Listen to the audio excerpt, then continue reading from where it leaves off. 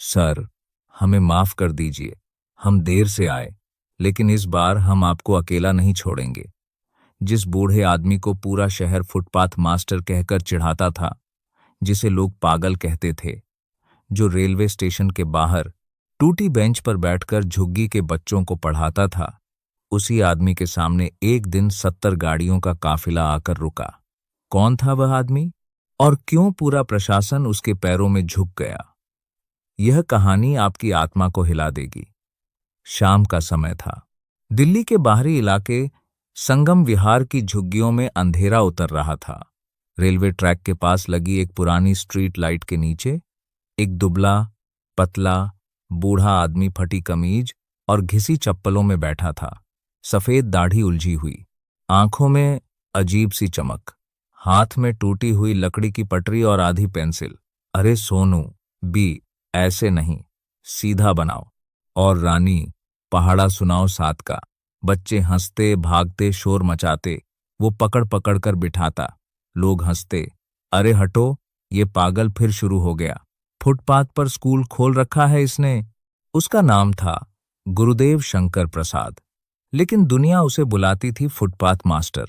किसी को नहीं पता था, वही शंकर प्रसाद कभी आईआईटी दिल्ली के प्रोफेसर थे।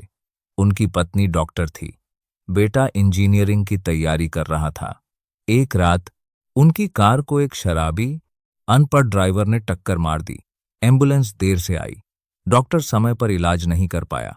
उस रात शंकर प्रसाद ने अपना परिवार खो दिया और उसी रात उन्होंने कसम खाई, जब तक इस देश का आखिरी बच्चा पढ़ नहीं लेता, मैं चैन से नहीं बैठूंगा। उन्होंने नौकरी छोड़ी, बंगला छोड़ा, सारी संपत्ति बेच दी और आ गए झुग्गियों में। वो बच्चों को पकड़ कर लाते। कोई कचरा बीन रहा होता, कोई सिग्नल पर भीख मांग रहा होता। वो टॉफी देकर, कहानी सुनाकर, कभी डांट कर उन्हें बिठाते। लोग पत्थर मारते। अबे पागल, ये आईएएस बनेंगे क्या? वो मुस्कुराते। हाँ, एक दिन यही बनेंगे। एक दिन नगर निगम की टीम आई। ये अवैध कब्जा है, हटाओ इस पागल को।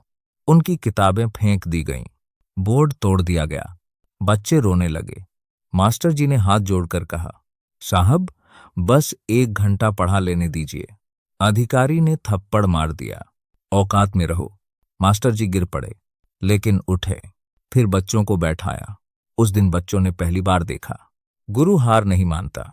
सोनू, जो कचरा बीनता था, रानी, जो चाय की दुकान पर काम करती थी, इमरान, जो जेब काटने वालों के गिरोह में जा रहा था, तीनों बदलने लगे। मास्टर जी खुद भूखे रहते, पर बच्चों के लिए बिस्कुट लाते। सर्दी की रात में अपना एकमात्र स्वेटर सोनू को दे दिया। एक दिन पास के मॉल में चोरी हुई। पुलिस आई। ये झुग्गी वाले बच्चे चोर हैं। बच्चों को पकड़ लिया गया।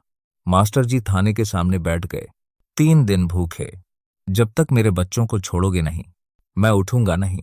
आखिर सबूत ना मिलने पर बच्चे छूटे। उस दिन बच्चों ने कसम खाई, हम बड़ा बनेंगे, बहुत बड़ा। सालों बाद बच्चे 12वीं पास कर चुके थे। मास्टर जी ने अपनी बची हुई जमा पूंजी उन्हें दी। जाओ, दुनिया जीत कर आओ, लेकिन वादा करो, कभी किसी गरीब को मत भूलना। बच्चे रोते हुए शहर चले गए। मास्टर जी अब बहुत बूढ़े हो चुके थे, फुटपाथ पर ही बीमार पड़े थे। लोग कहते, मर क्यों नहीं जाता ये? एक दिन कुछ लोग आए, आज इसे हटाओ यहां से। उसे घसीटने ही वाले थे कि दूर से सायरन की आवाज। 1, 2, 10, 20, 2, पूरे 70 गाड़ियों का काफिला। Black commando, media, DCP, collector, मंत्री, सब उतरकर सीधे फुटपाथ की ओर दौड़े। सबसे आगे एक महिला अधिकारी, आईएएस की वर्दी, आंखों में आंसू। वो घुटनों पर बैठ गई। गुरुजी, पहचानिए मुझे, मैं रानी हूं। पीछे से डीसीपी बोला, और मैं सोनू, आज दिल्ली पुलिस में डीसीपी हूं। तीसरा, मैं इमरान, देश का मशहूर सर्जन। पूरा प्रशासन उनके पैरों में झुका।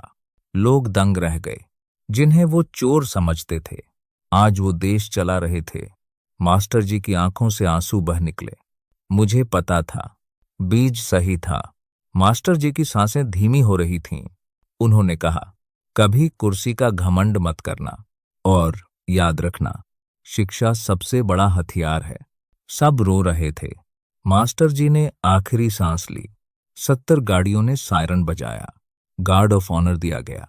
मीडिया ने हेडलाइन चलाई, फुटपाथ का पागल मास्टर निकला राष्ट्र निर्माता। आज उसी जगह एक विशाल स्कूल खड़ा है। नाम है शंकर प्रसाद राष्ट्रीय शिक्षा केंद्र। मुख्य द्वार पर मूर्ति।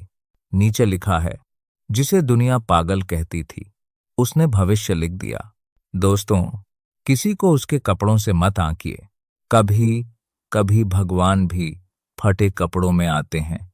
और एक सच्चा गुरु अपने लिए नहीं जीता, वो अपने शिष्यों में अमर होता है। अगर आपकी जिंदगी में भी कोई ऐसा गुरु है तो कमेंट में उनका नाम लिखिए। जय हिंद।